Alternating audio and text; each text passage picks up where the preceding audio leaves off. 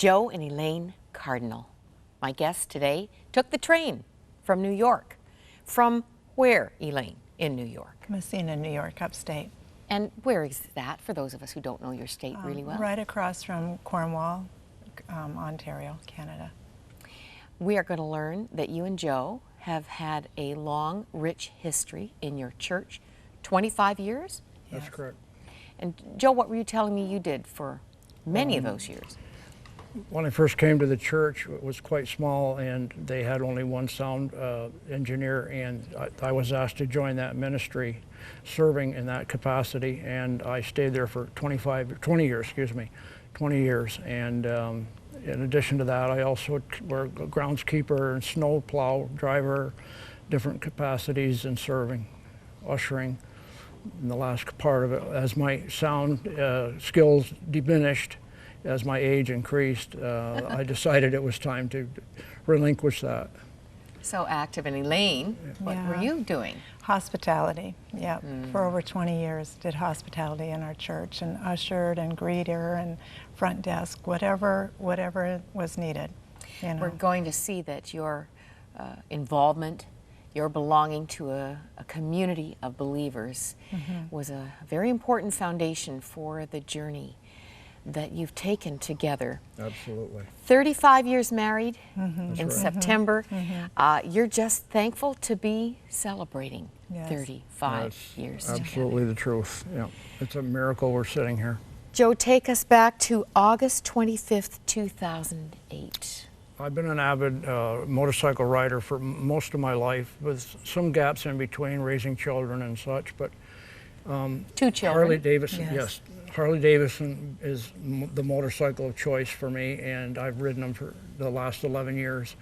And most of the time I had Elaine with me. This particular day. On the back. On the back, Not that is separate. correct, No. yes. And we have covered many miles together and seen some beautiful scenery and some nasty weather as well. But on this particular day, I was alone, returning from a visit to Lake Placid. And I had called my wife and informed her I'd be home in approximately 2 hours, and got back on the bike. And about 15 minutes down the road, I was following a pickup truck. My speed about 55 miles an hour. He slowed to make a right-hand turn into a adjoining highway, and there was a car at the intersection that he was turning into. And in my mind, I tell myself, stay there, don't pull out, because as a rider, you know, people don't see motorcycles. So every intersection basically is a challenge. As the truck turned, I began to gradually accelerate.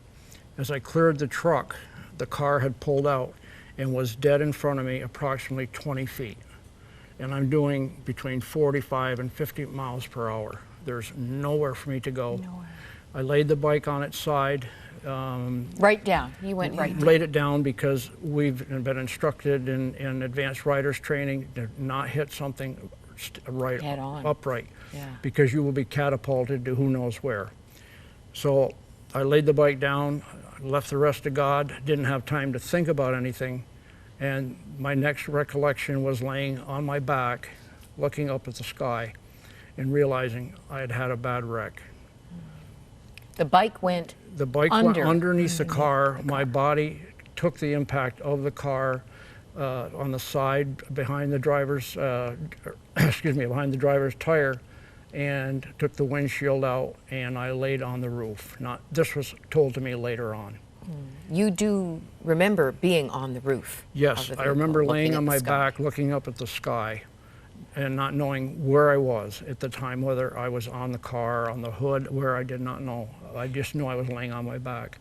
Now, somebody climbed up there. A gentleman came up to me and asked my name, and I told him. He told me his name. I recognized it, and he said, don't move, don't do anything except turn your head, because you're going to choke on the blood coming from my face. And he basically stayed with me. His wife wrapped towels, blankets around me, and kept me alive pretty much till the paramedics arrived. But the miracle of this is that that man was up the road about a half a mile enjoying an ice cream cone with his wife. And he felt something amiss. He hadn't seen anything. No, he saw us pass by nothing. him. But nothing out of whack. Right. He told his wife there's something wrong. They threw their ice cream cones away and turned around and came back to the scene. That was God's Spirit Absolutely. Yes, it Absolutely. was. moving him.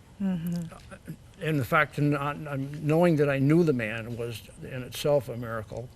And if I can say his name, it is Fabian Hart from the Mohawk Nation. And I've knew him before, but now we are good friends. We become very good friends. You made a comment about being indebted to him for your Yes. life, and what do you owe him? Well, he has told me to this day that I only owe him 2 ice cream cones. Yes. So Yeah. precious. When did you find out about the Well, accident, Elaine? I was concerned about 7 o'clock, 7:30, because my son and his wife and our grandson were in Cali, Colombia ministering down there, and we had our granddaughter for a week. And anyway, she was staying at a friend's house, which she normally doesn't stay overnight, but see, God provided that way. She was taken care of.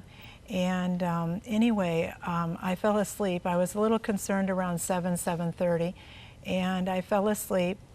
And when I woke up at 11, I knew something was wrong. So I started calling.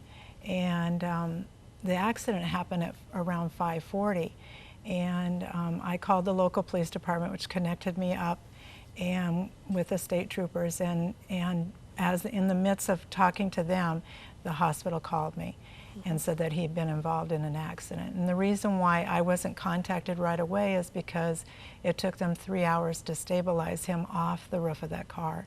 They said that even though his motorcycle was totaled, the car was in worse damage because the impact of his body. Your body did damage to that car, and that creates a very frightening scenario in terms of what I was in happened to you. ICU for 3 weeks in Fletcher Allen Hospital in Burlington, Vermont. They took me by critical care ambulance from the local hospital that evening. And 3 weeks later, I woke in ICU. And Was that a drug-induced coma?